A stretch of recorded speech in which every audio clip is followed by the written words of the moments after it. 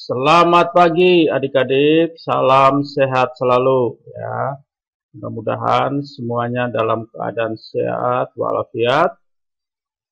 Hari ini adalah pertemuan terakhir di mata kuliah perencanaan keberlangsungan bisnis. Dan hari ini Pak akan mereview kuis yang minggu lalu sudah dikerjakan. Tapi berdasarkan rangkuman ini yang mengirim kuis dari kelas K, A, dan B hanya 43 orang ya. Jadi nanti kalau kita lihat yang responnya, kita lihat di sini kalau kita sumerikan ya, ada 10 nomor ini ya. Ini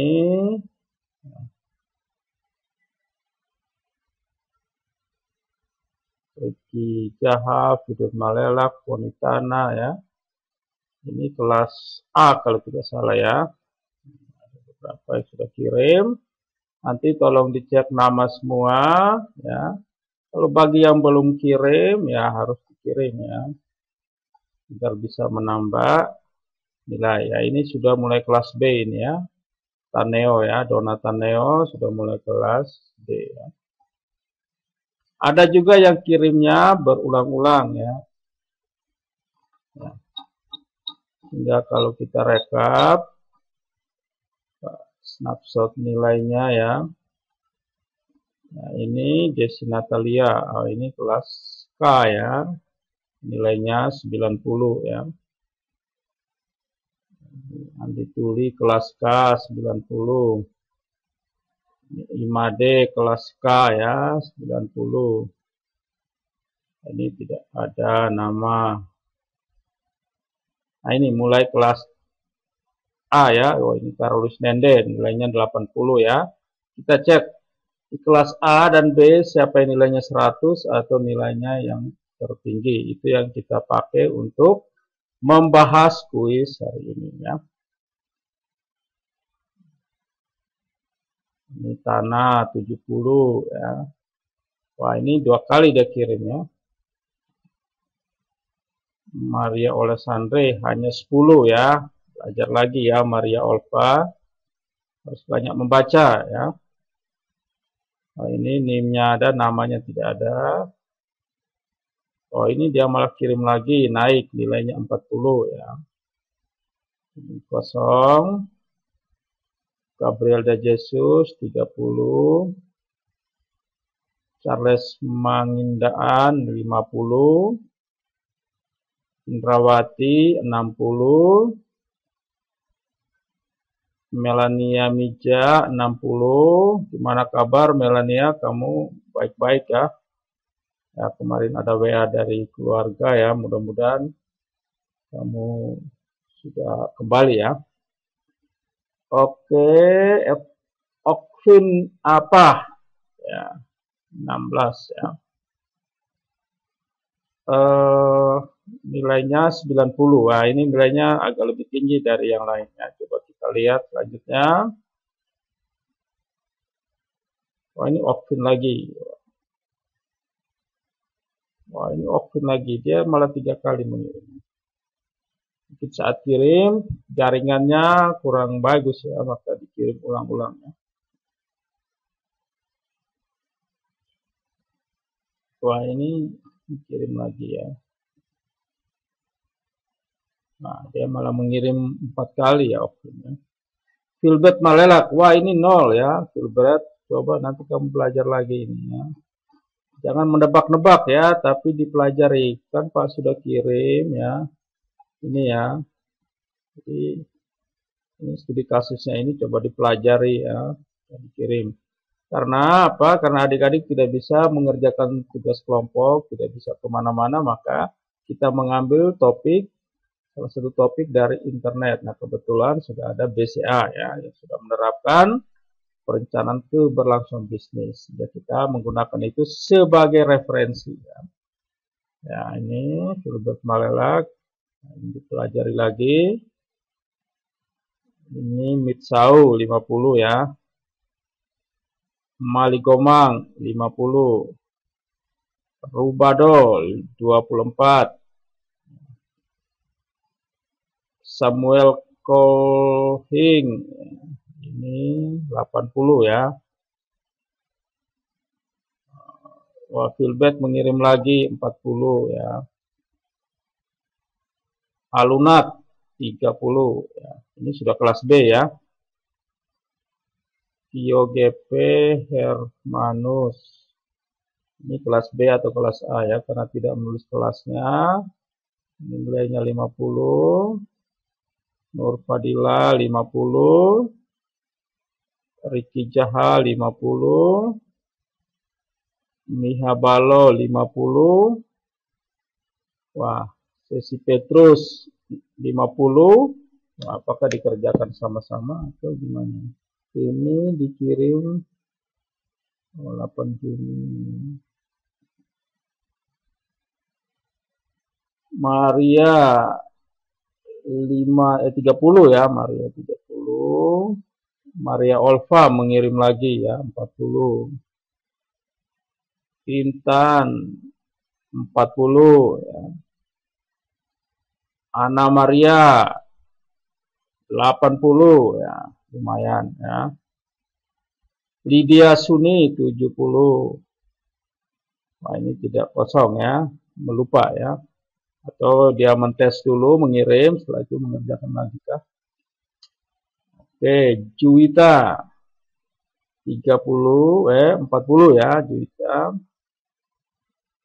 Ini Nubatonis 40 ya. Nah, ini udah kelas B nih. Taneo ya. Ini 80 ya. Sylvester Basalain 30.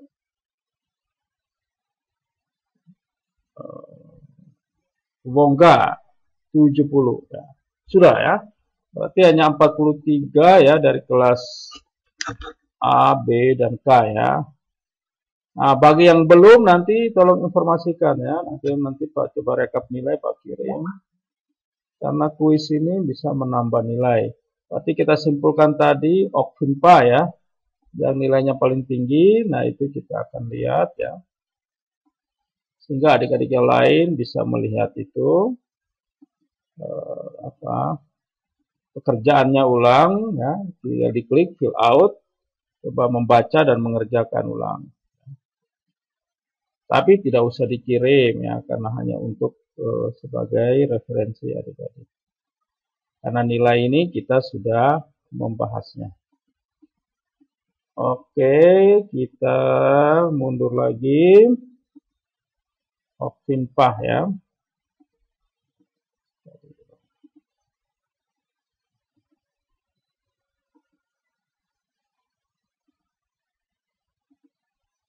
Ini ya. Okvinpa 90 ya.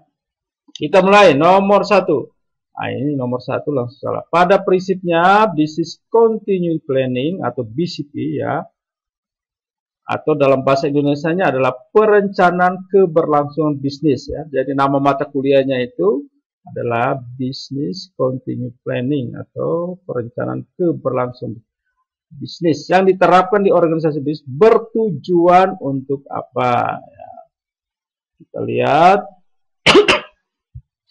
sebenarnya sudah gamblang ya ditulis di sini ya kalau adik-adik membacanya.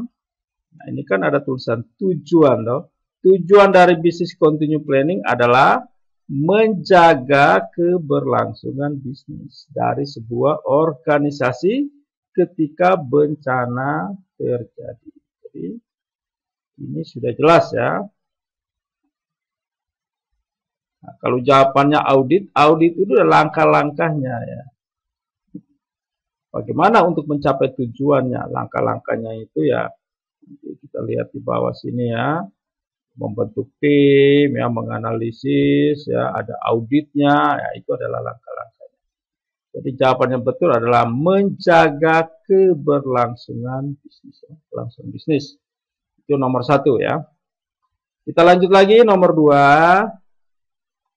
Proses manajemen holistik yang mengidentifikasi ancaman potensial bagi sebuah organisasi merupakan apa? Definisi dari Nah, ini kalau ini skalanya lebih besar ya. Adik-adik ingat kuis yang minggu kemarin tentang BCM, Business Continuity Management. Nah, kita lihat ya, ada juga di atas. Ini kalau dibaca ini sudah jelas. Menurut ISO 22301 tahun 2012, Business Continuity Planning Management (BCM) didefinisikan sebagai proses manajemen holistik yang mengidentifikasi ancaman potensial bagi sebuah organisasi. Ya, ini sudah jelas. Ya. Tapi jawabannya betul adalah A ya. Ini sudah betul ya. Nah, makanya kalau adik-adik yang nilainya kecil tadi ya pasti tidak membacanya ya, hanya mendebak-debak ya. Nomor 3. Pernyataan yang benar tentang BCP adalah, kecuali yang ini kita harus melihat ya. Bagian dari pengembangan BCM, kalau ingat-ingat kuis kemarin, ya betul ya, dia bagian dari pengembangan BCM. Kalau nomor 1A ini betul, berarti BCM bagian dari implementasi BCP. Coba kita lihat ya. Di nomor 3 ini ya.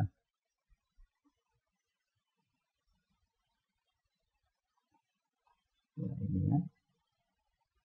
Sedangkan business continuity planning adalah bagian dari pengembangan dan implementasi BCP. Ini sudah sangat jelas. Jadi terbalik ya, BCP adalah bagian dari BCM. Sedangkan pernyataan di sini BCM bagian dari implementasi BCP. Jadi ini terbalik ya. Jadi jawaban yang salah adalah yang BCM adalah bagian implementasi BCP. Yang benar adalah BCP. Ya. BCP adalah bagian dari pengembangan dan implementasi BCM. Ya. Nanti lanjut di sini ada keterangan-keterangan yang berkaitan dengan dia adalah dokumentasi ya, pengaturan mitigasi, proses mitigasi dari sebuah organisasi. Itu adalah BCP ya. Nomor 4 ya. Hasil dari BCP adalah ya, nomor 4, hasil dari BCP adalah ini juga sudah sangat gamblang ya kalau adik-adik membaca ya. Ini kan dari alinea pertama. Jadi pertanyaan ini sebenarnya gampang-gampang. Untuk mendapatkan 100 ya sangat mungkin ya. Hasil dari BCP planning merupakan rencana dari sebuah business continuity plan. Jadi ini kan perencanaan, hasilnya adalah rencana dari keberlangsungan bisnis. Jadi ini sekumpulan prosedur, informasi yang dikembangkan, disusun dan dipelajari kesiapan dilaksanakan karena darurat atau bencana. Jadi ini sebuah apa? Yang jelas pasti sebuah dokumen ya, rencana keberlangsungan bisnis. Jadi dia masih dalam bentuk dokumen. Jadi BCP itu dilaksanakan kalau ada bencana ya. Ketika bencana terjadi, dokumen dari kebencanaan itu yang dilaksanakan. Kalau tidak ada bencana ya prosesnya normal ya, BCP-nya tetap menjadi sebuah dokumen. Ya, tapi tentunya dokumen tersebut tetap dilakukan yang namanya assessment, dilakukan yang namanya audit ya, di setiap periodik ya. Jadi hasil dari BCP adalah rencana keberlangsungan bisnis ya, dalam bentuk dokumen. Kalau yang ini isi ya, dokumen audit, MOU dengan vendor, tim gugus ini. Ketiga-tiganya ini adalah bagian dari dokumen, isi dari dokumen. Kalau pertanyaannya isi dari BCP adalah boleh dijawabnya ini. Nomor 5 ya. Siklus BCP pada suatu organisasi adalah suatu prosedur yang berkesinambungan yang melibatkan apa? Ini sebenarnya semuanya benar, hanya ada yang kurang, ada yang lengkap. Itu juga sudah ditulis di dalam. Jadi sebenarnya kalau adik-adik menggunakan apa? Searching, kalau pertanyaan siklus, searching aja siklus ya. Pasti keluar ya. Siklus risiko planning adalah sebuah proses yang berkesinambungan dan berulang, melibatkan risiko bisnis ya, dan analisa dampak. Jadi pertama, analisis dampaknya, atau analisis dampaknya. Setelah itu, penyusunan prosedur darurat yang dibutuhkan. Ada tidak penyusunan prosedur darurat yang dibutuhkan? Oh, ini semuanya tidak ada ya.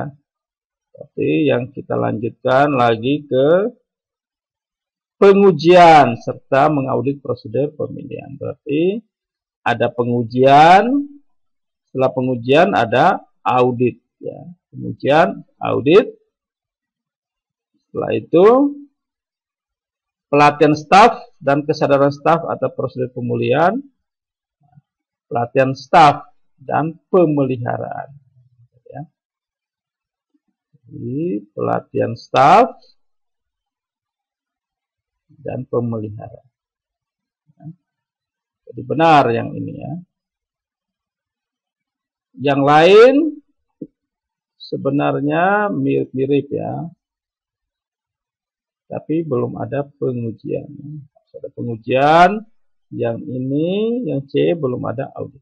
Jadi kalau lengkapnya yaitu nomor yang bagian B. Yang lain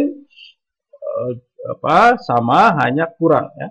Maka dengan dokumen ini dia lebih lengkap. Jawaban yang betul adalah yang kedua.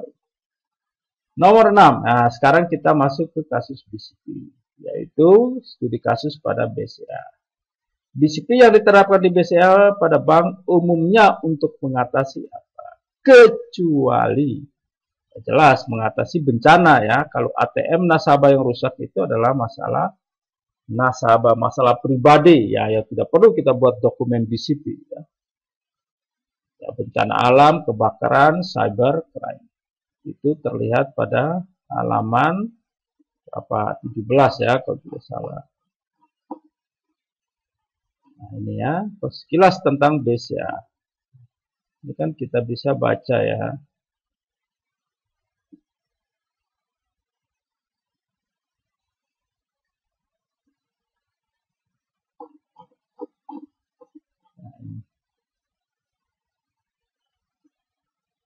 Kegiatan organisasi terhindar dari adanya gangguan disebabkan alam maupun manusia.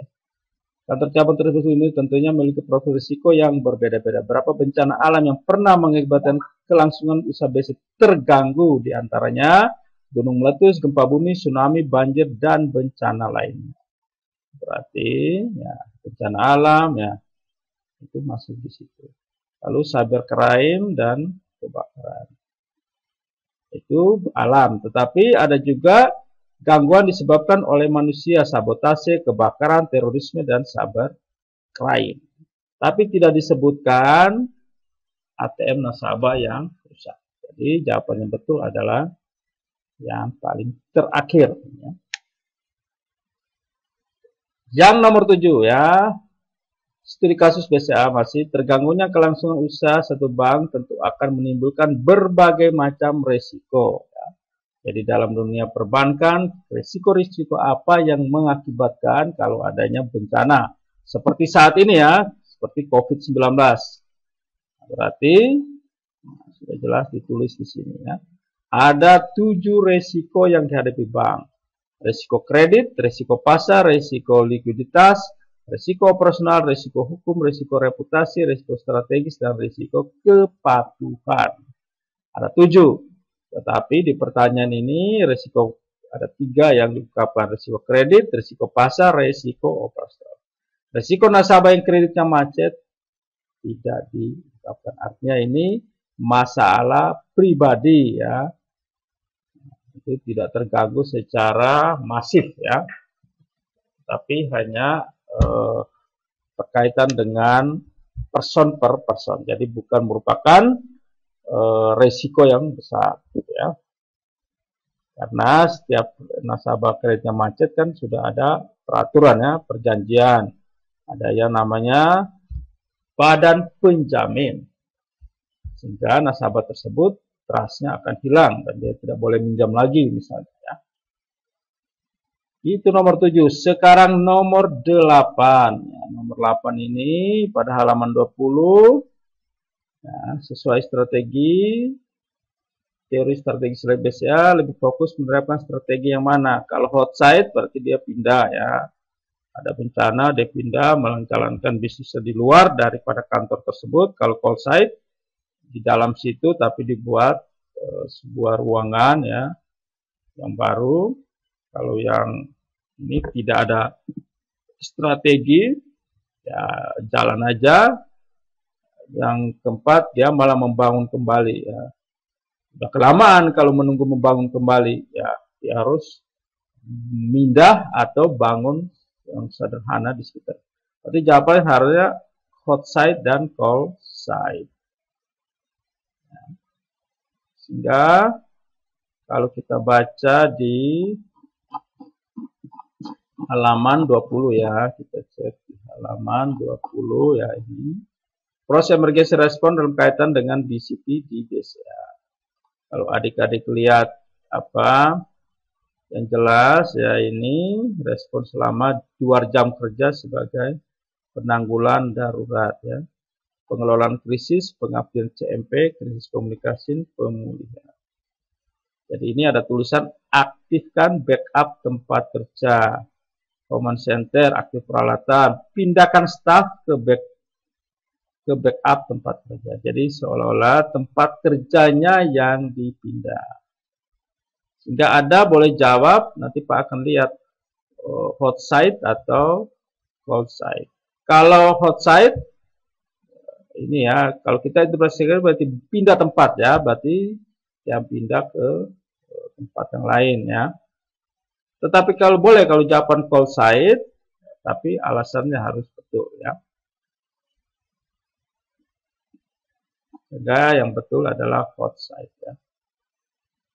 Jadi alasan gini ya, hot site karena lokasi langsung terhubung dengan data center utama sehingga dapat melakukan replikasi data. Ya. Nanti Pak akan lihat alasannya ya. Itu nomor 8 ya.